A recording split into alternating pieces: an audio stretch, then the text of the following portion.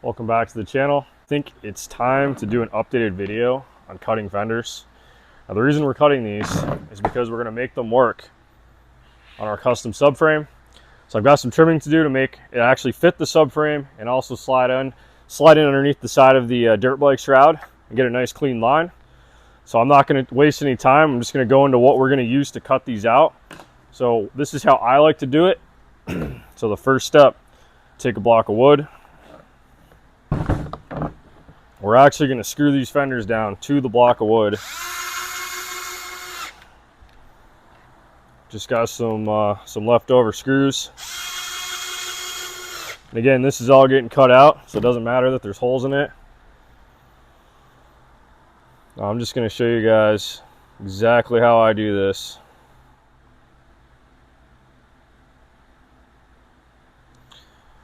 I like to go all the way around.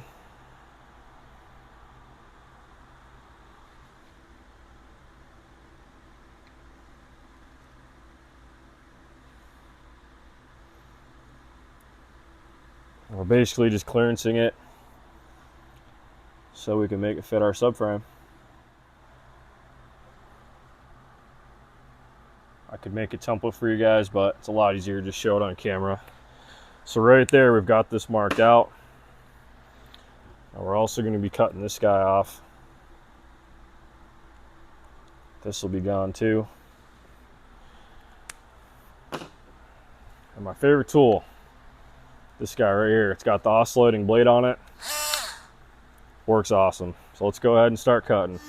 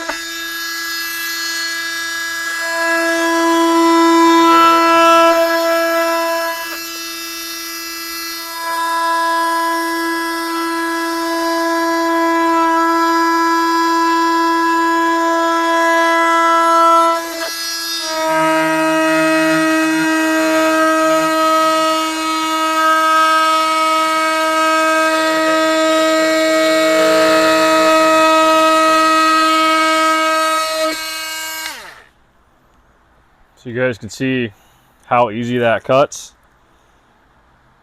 And the reason I like this tool is it does melt it, but it's not completely melting it like a Dremel would do. So if you had a cutoff wheel on a Dremel, it's actually going to make a real mess of the plastic. Because right now, just to give you guys an example, I can go back with a razor blade and just clean the edge up. So all that stuff comes right off. You can really make it look nice. The more time you spend with a razor blade, the better. And when you get done, you can go back with the torch and actually smooth it out even more. So let's continue cutting.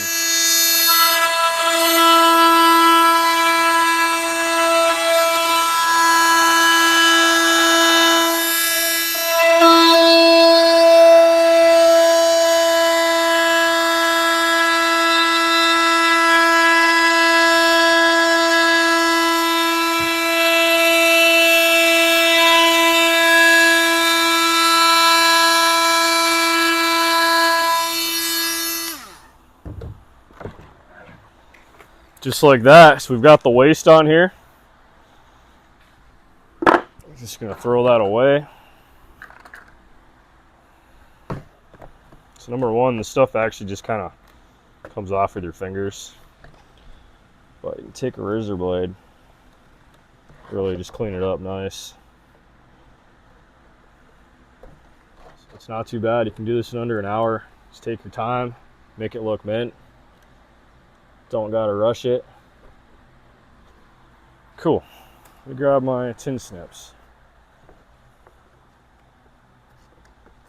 So we always start by cutting this guy off. Now we're gonna head over to the bike.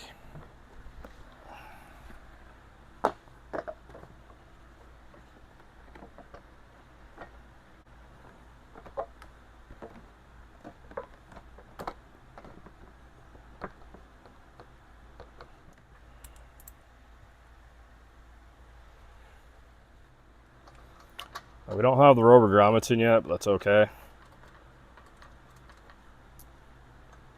Just getting everything kind of mocked up real quick and roughed out. This is going to come on and off a couple times.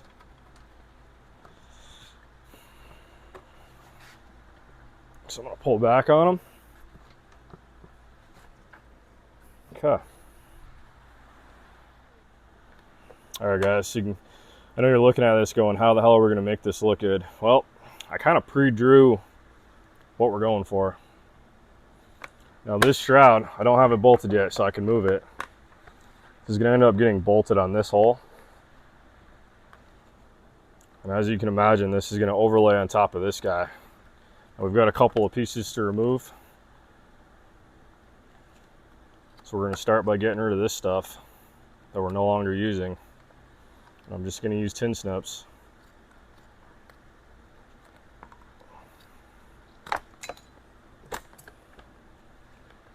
Beautiful.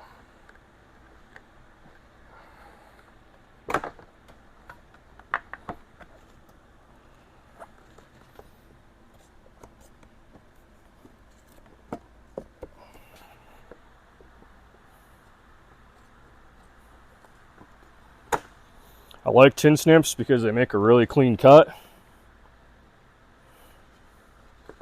Minimal cleanup at the end.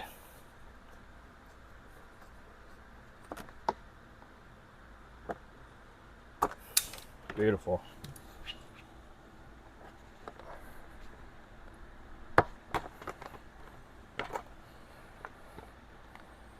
Okay, do a little bit more cleanup on this guy.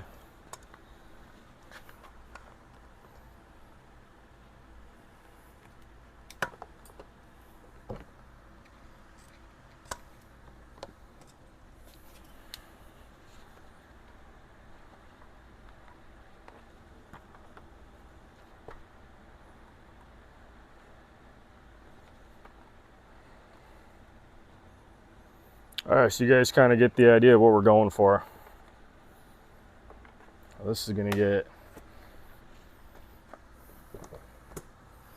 a little bit more cleanup.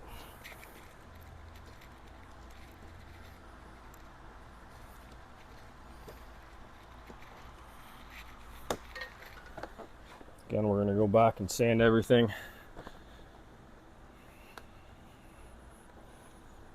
Alright guys, so we've got this pretty much flush with the top of the seat post. So our seat's gonna actually come down and hook right here. Now we've got this guy right here. So I'm gonna grab the bolt for that. And we're just gonna hold it down.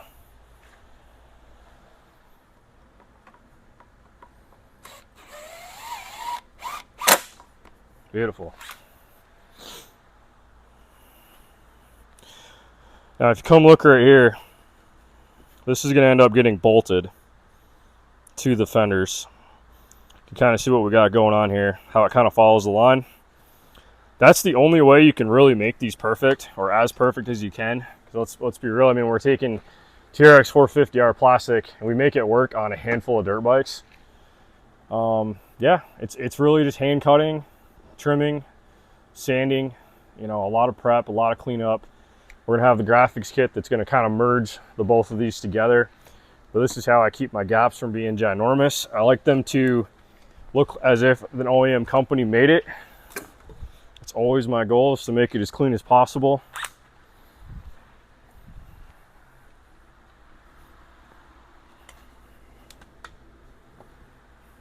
Same deal on this side.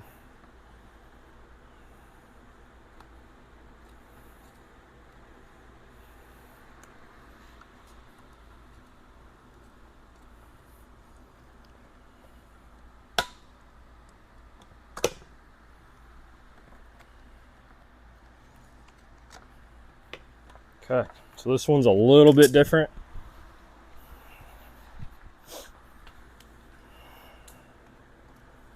So start by cutting this off.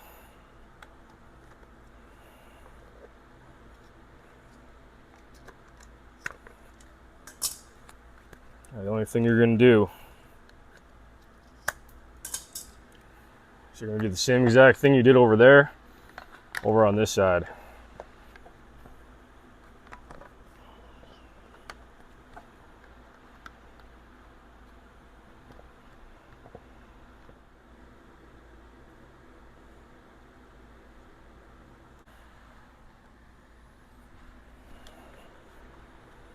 I'm actually going to extend that a little bit. I want it to really match the other side.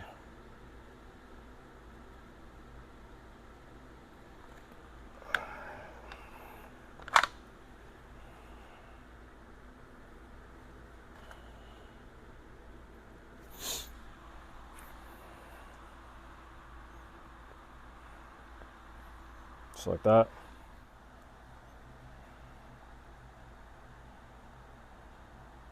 You're wondering why do we have two? Well, the reason they make this removable, this would be for a kickstart model, CRF450R. This would be for the electric start model. We're gonna go with the electric start because we do not have a kickstart lever that actually fits that pocket. So it's best to just go with the one that's solid.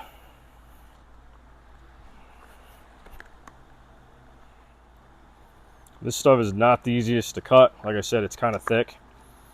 So make sure you got a good pair of tin snips, or if you really want to,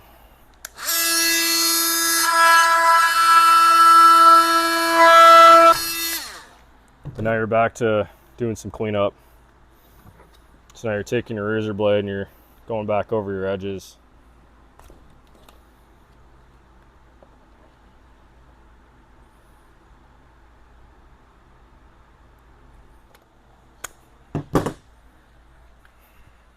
All right, guys, just imagine I'm gonna follow that line right there, just like that.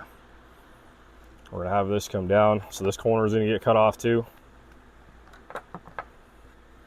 Take that right off. We're basically gonna be using this hole and this hole right here. We're gonna eliminate this front one completely. And we're good to go.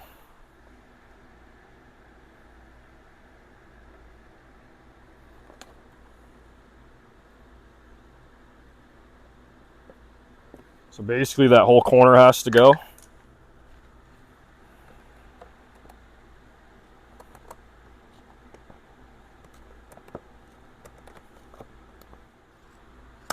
Just like that.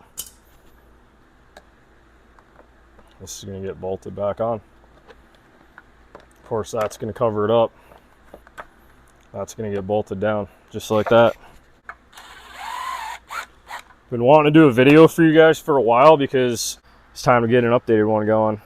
Just going to use a simple panhead screw with a nut on the back side. Just like that. Now I like to hide the nut on the inside, so I'm going to come from the bottom, go up.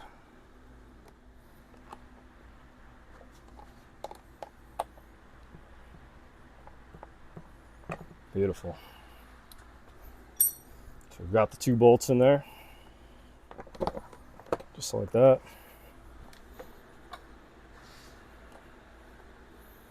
You guys can see how it follows the line of the plastic. Got plenty of clearance for the seat. I'm gonna do a little bit more trimming on this one. I'm actually gonna go back and clean this one up too, just to get it perfect. So we want this line to go with the seat.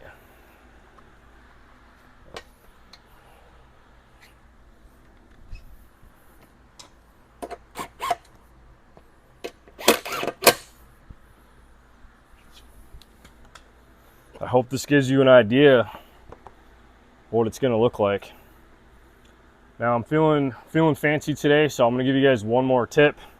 Now the next thing you've got to do, got this fender bracket right here. This guy right here is a pain because it's hidden. Now everybody asks me, why do you guys not use the factory hole? Well, the first thing we do is we put our brackets on the inside. So if for any reason you ever bend this down, hit something, maybe you flip the bike over. I mean, let's be real, this does happen in off-road riding. If you had a bracket hanging way out here, this would bend. You'd actually break the bracket off. So the way we have it, the fender stays flexible and your mount's actually on the inside. You can't even see it. All you can do is get an idea of where it is. Now I've got this edge right here, this little curve, flush with the top of the rubber. I'm gonna hold it. As Tim Sr. said, just palm it. Got a little baby dent right there. That tells me right where that post is.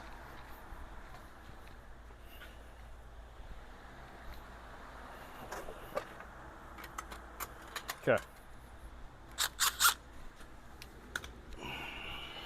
Can you see it in the camera? Yeah. That slight little indent? You can see it, yeah? I can, yeah. Let me do it again. You guys see that? That little puck? Alright, keep the camera right there. Yep. So guys, if this is your hole, the bottom of your post, your hole is going to end up being about here.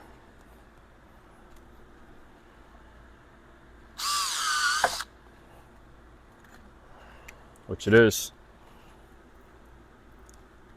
Now you can't just stick a bolt in there, because if you just put a bolt, it's actually going to crush the plastic.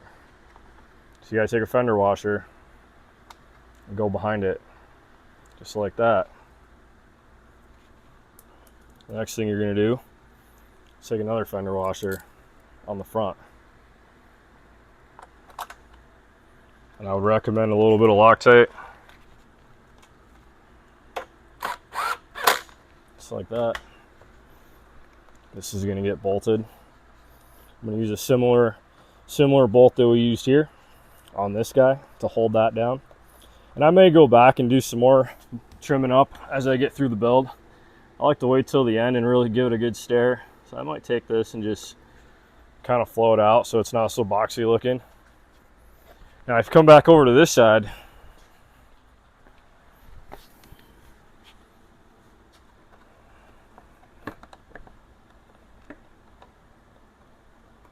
just keep in mind, got a voltage regulator right here. Got some wiring. This is going to get zip tied up. So the more of this you take off, the more of that electrical you're going to see. Some guys like it, some guys don't like it. So I might just leave this so it's slightly hidden and protected. It's not like you're going to bump anything with it, but just the visual of actually seeing that might be not so appealing to some guys. So if you want that clean factory look, maybe just leave a little bit of plastic on each side. What else we got? Seat post relocator. They're a little bit different for every year bike. This one's for the 21 and up chassis. So it mounts right here. And our seat gets caught right there on the front. I've got plenty of videos online about all the seat latch stuff, so we're not going to talk about that in today's video. But I can give you guys a little preview. One of my favorite intake setups. We've got the nice fabricated intake going to the air filter. We do have an air box for this bad boy. And we've got our intake hanger that will bolt on top. We'll have that strapped right there in the front.